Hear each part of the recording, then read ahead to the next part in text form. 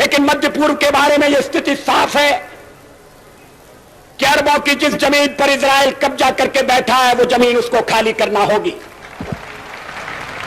अरबों की जमीन खाली होना चाहिए। जो फिलिस्तीन है, उनके जो फिलिस्तीनी हैं, उनके उचित अधिकारों की प्रस्थापना होना चाहिए।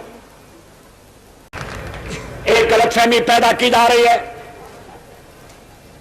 यह कहा जा रहा है जनता पार्टी की सरकार बन गई, वो अरबों का साथ नहीं देगी, इजराइल का साथ देगी। आदरणीय मुरारजी भाई इस स्थिति को स्पष्ट कर चुके हैं। गलतफहमी को दूर करने के लिए मैं कहना चाहता हूं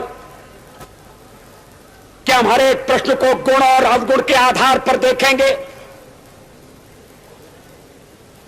लेकिन मध्य पूर्व के बारे में यह स्थिति साफ है कि अरबों की जिस जमीन पर इजराइल कब्जा करके बैठा है वो जमीन उसको खाली करना होगी।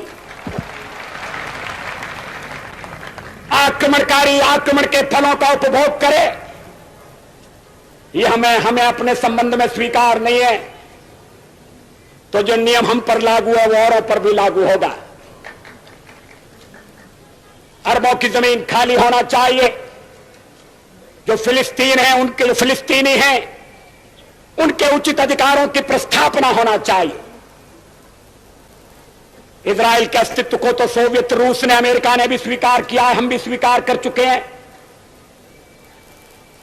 मध्य पूर्व का एक ऐसा हल निकालना पड़ेगा जिसमें आक्रमण का परिमार्जन हो और स्थायी शांति का आधार बने।